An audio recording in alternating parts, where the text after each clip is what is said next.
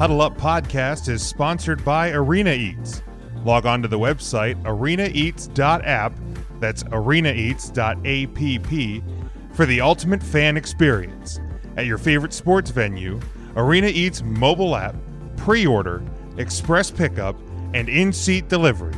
How do you place your order?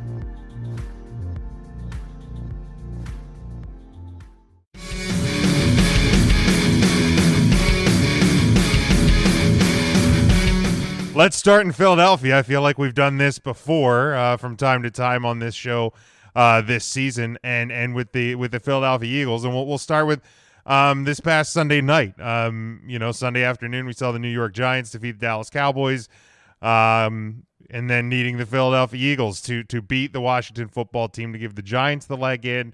Kind of a back and forth game. I did not expect it to be as close as it was, but Philly had kind of came to play, and then all of a sudden it looked like they didn't come to play anymore, Sean. So, we've seen reactions from multiple sides on the situation, whether or not the Eagles tanked, whether or not they intentionally took their foot off the gas, if it was bad form, if it was on brand. I mean, there's been a lot of hot takes. I know Giants fans and Giants, players and personnel and coaches have really of course, taken, have taken issue with what the Eagles did. But for me, I look at it this way. First off, I'll address the New York Giants. Don't go 6-10. Like, if you and it's a good way to win a division, right? I mean, you won 6 games out of 16, and you are getting angry at the Eagles for not winning in Week 17. Regardless of what the Eagles did, the Giants screwed themselves. Not screwed themselves, but it's just the fact of the matter that you put yourself in a bad situation when you go in 6-10. And I know as a Cowboys fan, would I have been a little bit upset if I would have seen what the Eagles do what they did? If the Cowboys were the ones that won Sunday afternoon, sure, I'd probably be a little bit upset. But again, the Cowboys only won 6 games. So there's only so much anger that you're entitled to have at that point, because you didn't even win half of your games. So I don't feel any sort of sympathy for the New York Giants. So if you want to address the Giants first, Sean, and then we'll get to the Eagles portion of what happened Sunday night. Well, yeah, I think at any point, whether you're 6-10, whether you're 10-6, I think if you put yourself in a position where you need someone else to lose, teams, whether you want to call it tanking, if they were tanking, if they were trying to lose, if it was intentional, whatever. The point is a lot of teams do that, right? And it's not. I don't think the Eagles were calling plays to lose, but there were definitely some questionable things, and then we'll talk about it in a minute. But for the Giants to come out and attack, you've had your opportunities. I mean, even here in the last few weeks when it was very obvious that one of these, we all knew one of them had to go, and the Giants all of a sudden found themselves in a situation and even had a couple games in the last few weeks where they couldn't pull it together, couldn't find ways to win. And it's not like they were being asked to win their 12th, 13th, and 14th game to do this. You're being asked to win games without even getting to 500. So, I said that right away. I'm like, if people are going to get upset about this from a Giants standpoint, you should probably try winning more than 6 games. That's pretty much where I would stand as far as my message to Giants fans. It's like, cry a river, enjoy your draft pick, which is worse than ours, and just kind of move forward. I mean, you have pieces in place. If you felt like you were going to do anything in the playoffs, then win next year and do it then. Yeah, and let's be honest here. Obviously we'll get to picks later, but we've been saying for a while that the common belief, and I know anybody can pull an upset at any time, but the common belief is whoever kind of wins this NFC East is probably not going to go very far in the postseason. I mean, you're a Giants team that has been sporadic at best and mediocre at most this entire season. Right, and with Jalen Hurts in play, I think I see a Caps jersey. He said he was a big fan of the Portland Pirates. Yeah, they were the Pirates affiliate right before the Caps affiliated with Hershey. So looking forward to seeing these reverse retros, not only the Caps ones, but league-wide, a pretty solid setup by the entire league. Looking forward to seeing those this season. And I think when you're looking at the teams coming out, like as far as the NFC East goes, I think with Jalen Hurts coming into play, if the Eagles could have won another game or two after that big Saints win, at least because the big thing is like no one would expect them to win, and the big one is Vegas. Like you're just not going to see a lot of people betting on the NFC East team. Maybe you should. You're probably going to get great odds, but the Eagles probably would have been the one that would have at least been an interesting play from a Vegas standpoint, just because there would have been a lot of question marks with Hurts, and if he'd have been hot, could they have been? But everyone else was pretty much playing with the parts that they've been playing with. So it wasn't anything new or exciting out of the East. And the team that comes out of there, as far as a storyline from a Redskins perspective, is probably the best storyline that the NFL could sell, just because of Alex Smith making the comeback and making it essentially a complete comeback, and now getting to play in host a NFL playoff game. Less than 2 years, right? It's less than 2 years since he was hurt. So, for someone who was never going to play. So congrats to him. I thought that was phenomenal. But to turn it to the Eagles a little bit, obviously they've gotten a lot of flack. And I watched the game, and you can talk about Sudfeld all you want. I mean, Hurts was having a down game with his success he had been having. They still weren't finding ways to win. They had just lost 2 in a row, at least one of which against an opponent that they probably should have won if you're going to try to make a splash. So I didn't think things were going very well. Do I think Sudfeld's the answer? No.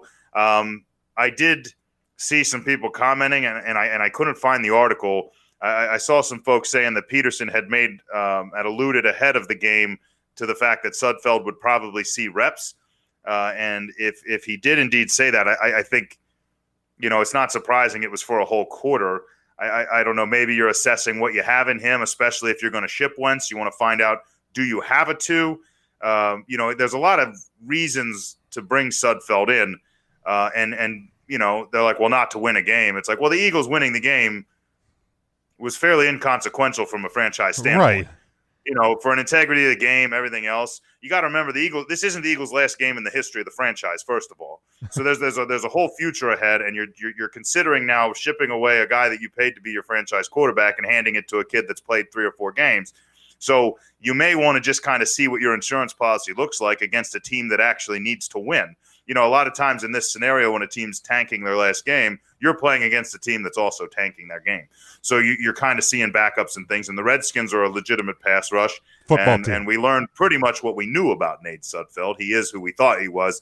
But, the Eagles were still in position. The big question mark for me was, and maybe it's for the same reason, trying things out, but when they had a chance to tie the game with a field goal, and it was not a short yardage situation, they decided to go for it.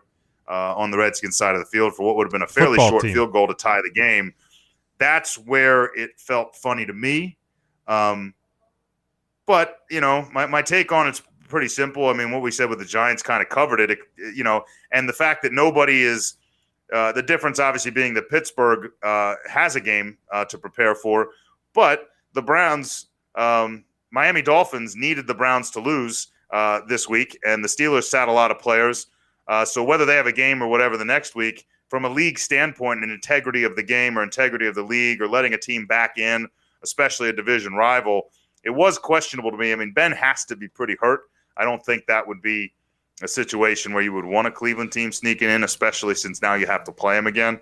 But nobody brought that up. And I think playing in primetime hurt them too. Can we stop with this integrity of the game stuff that people keep talking about? Like whatever they're saying. Like the NFL has sold its soul to money lines, to fantasy football, to all sorts of gambling, to this and that. Like this notion of the integrity of the game is absolutely laughable to me. You have officials that are making some of the most abysmal calls I've ever seen without any punishment. You're seeing inconsistency week after week in how things are called, when things are called, who they're called for, depending on even this year, home crowd versus not, and there's hardly any crowds in most of these stadiums. Like this integrity of the game notion is so damn laughable from people, and for people to act like this is the first time, again, that like in week 17, that a team has, taken the fall for a better draft pick. It's ridiculous. Like, how many weeks? Like I don't feel like the Jets got ripped as bad as this a few weeks ago when they literally stopped playing defense.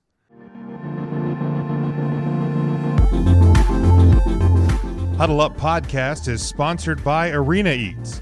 Log on to the website arenaeats.app, that's arenaeats.app, for the ultimate fan experience. At your favorite sports venue, Arena Eats mobile app, pre-order, express pickup, and in-seat delivery. How do you place your order?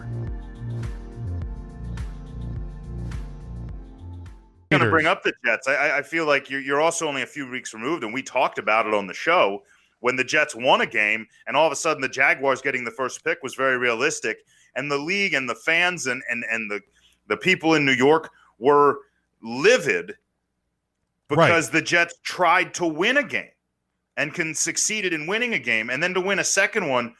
I listened to ESPN radio, Fox radio, the local radio down here, and people were bashing the Jets for not tanking. Right. And so for me to say, like, well, you got Trevor, and you're an Eagles team that's going to hand it to a rookie, you're going to think you're either going to, want protection for him. You're going to want somebody that can defend a pass because you haven't had a healthy secondary in half a season. Or you're going to want to get him some weapons. And either way, the best way to do that with a hot draft coming up, you got a lot of teams ahead of you that are looking quarterback, which if you don't need, means you may wind up, if you have that sixth pick, an opportunity to take the best non-quarterback available. You fall from 6 to 10. Or you can trade that pick to somebody who needs that quarterback, and you can get that quarterback falls. That pick becomes very valuable. Maybe a guy like Fields falls out of the top 5. Yeah, and you got teams clamoring to climb up and get him. A team like a Minnesota or somebody that's got a quarterback that's maybe questionable, maybe a little old, maybe a New Orleans Saints that isn't sure what they're doing. You might be able to, that's maybe looking to shop a Michael Thomas. Those kind of situations. You don't know what's going to happen. So having the best commodity available in a draft, I'm mad that the Eagles did. If there was a team to tank, because it was going to be a much larger fall. The Jets weren't going to fall very far with a win. A win, the Eagles with a win would have fallen 4, 5, 6 spots. Nobody really did the math on it. I'm like, it was probably the best thing that could have happened for the franchise, and so. Peterson was already pretty much promised a chance to come back next year. Wentz has agreed to kind of help shop himself, and that probably means renegotiating a deal that makes it more trade friendly. Obviously he said he's taken a week off to think about his future, and I assume that means he's going to go. He wants to make it look like he thought about it hard. But there's a market for him. There's a lot of teams that aren't going to get into those top few spots and get a quarterback. So, I don't think it's unrealistic to think that we got rid of him. New Orleans. You're going to have a lot of middle and top tier teams that still, teams like New England, New England needs a quarterback. Even Indianapolis, who Phillip Rivers is not a spring chicken by any means. They've done well with him, and Brissett's shown that he can be good in packages, and he did. I don't think Brissett did that poorly for him before.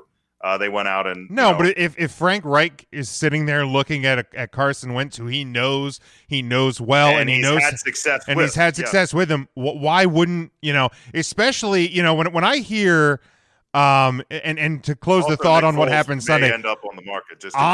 I'm just angry that the Eagles did on Sunday what the Cowboys should have done for the last 5 weeks. That's what I'm mad about. Yeah. But that's another point. I don't think Peterson's the kind of guy to intentionally tank. Like I said, is he put his team in a position to? But you take out Jalen Hurts, but I mean they were already sitting like 8 deep. They were like when I saw the list of inactives last week, unreal. I was like, I don't like. I mean, obviously, I wanted the Cowboys to win. Receivers. You were down to Fulgham and Ward. I wanted the Cowboys to win to put themselves in the position, but I didn't have much hope looking at the Eagles inactive list that the Cowboys, even if they had won, we're going to get into the. I mean, you're into looking their at a guy division that spot. there was a large chunk of that game where J.C. Arcega-Whiteside was featured in a prominent wide receiver role, and that tells you what kind of situation they had put them in. And if you're still Jalen Hurts in there, and you're going sucks. Exactly. And what doesn't suck is the Redskins pass rush and football team. Chase Young was having himself a day, and yes, the Redskins, the football team, whatever they are. I'm sure I'll get it right by next year. Possibly when they have a different name, maybe when they have a different name, and I can call them a name instead of just the football team. It feels too. I mean, I guess I could just say Washington. Oh, you can say Washington now, Michael. So you don't have to keep stumbling over the old name. It's ridiculous. But when you have that pass rush that's having a pretty good day, you've already had a couple linemen out. You may also be thinking, what, Jalen Hurts is taking a pounding here, and if we're going to move on to him, I don't want him to get hurt in this game. Yeah, the hot takes are. Although strangely, they kept him in to go for it on fourth down. It's a little strange there, but yeah, it's just a lot of reasons not to. I don't think it's as big of a deal as people. No, the hot takes are, and it's Joe Judge makes this. I just wish the Browns had missed the playoffs because that would have been the story, no matter what. Right. The Eagles did. That would have been the story. But the Eagles getting flexed into primetime, I think, is what really hurt them. If they'd have done that at 1 o'clock, I don't think anybody would have. The only reason they did it is because the NFC East is going to get them more ratings than the Steelers-Browns. Plain and simple. Yeah. Again, I think it's the NFL selling its soul out for money. But if they'd done it at 1 o'clock, I don't think anybody notices. No, because the Browns getting in at 11 o'clock would have been a bigger story. The hot takes are just stupid. Stupid idiot. And people need to get over it. But obviously, real quick, we'll touch on, we saw the post game Jason Kelce and Zach Ertz and Carson Wentz, spending extra time together before they left the field. Obviously, Wentz likely gone. We named a couple of those places, but Zach Ertz and Jason Kelce, but by all accounts, could be elsewhere next season. So a huge portion. Now I know, of course, Wentz was hurt that year, but a huge portion of the heart of that Super Bowl winning team is likely to be in other cities next year. Yeah, and you're gonna have guys like Vinny Curry and some other fellas. There's a few that are free agents that they're gonna have to just let walk. You're gonna hang on to Fletcher Cox simply because he's the best player on your team. Probably period. Arguably one of the 10 or 20 best in the NFL. And I think a lot of it's going to come down to when the league finds out what ticket sales and things like that are going to look like, and are people going to crowds when they set a cap number officially. I think you're going to have a better idea. The Eagles were planning on being a bit over the cap already and having to make some moves. And so with the whole COVID thing and the cap shrinking now, it really puts the Eagles in a bit of a bind. So there's a lot of guys that you're going to see go. I would like to see Wentz try to Ertz try to restructure, find a way to get on the team. I think he wants to play here. I don't know that it's going to work if you're still going to pay Goddard. I feel you made it through most of the season. Goddard looked pretty much like the player that Ertz has been in the past. But you also are going to still have holes at wide receiver, even if you draft one. Alshon Jeffrey, they save a ton of money by cutting him. Deshaun Jackson, same situation. Arcega-Whiteside is a failed project that hasn't seen targets in over a month and a half.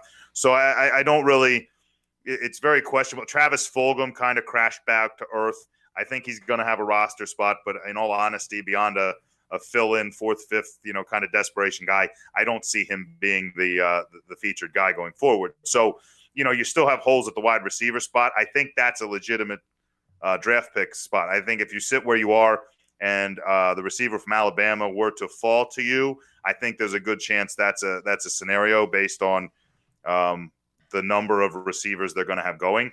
But I could also see him just sticking to the O-line. So, there's a lot of question marks going forward for the Philadelphia Eagles. Obviously, there's only so much room to fall down. You can only really climb your way back up, at this point. So, yeah, it's a shame. I would like to see Kelce back. I think he's still playing at a high level. The other two, one's made kind of a mockery of his position and has made it very evident he doesn't want to be here.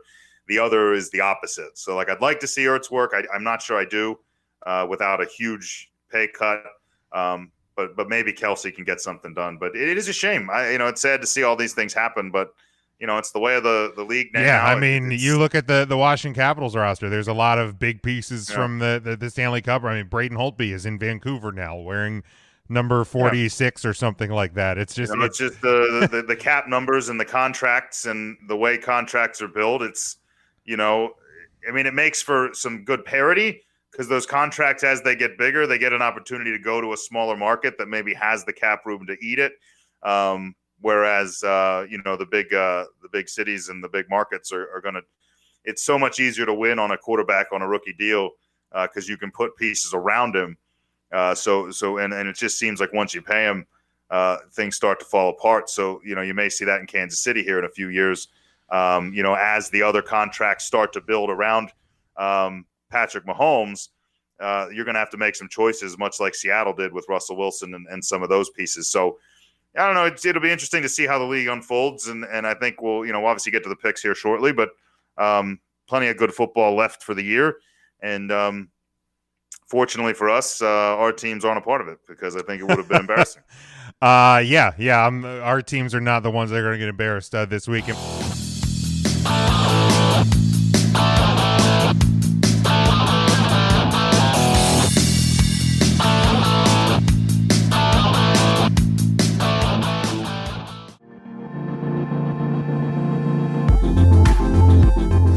Huddle Up Podcast is sponsored by Arena Eats. Log on to the website arenaeats.app, that's arenaeats.app, for the ultimate fan experience. At your favorite sports venue, Arena Eats mobile app, pre-order, express pickup, and in-seat delivery. How do you place your order?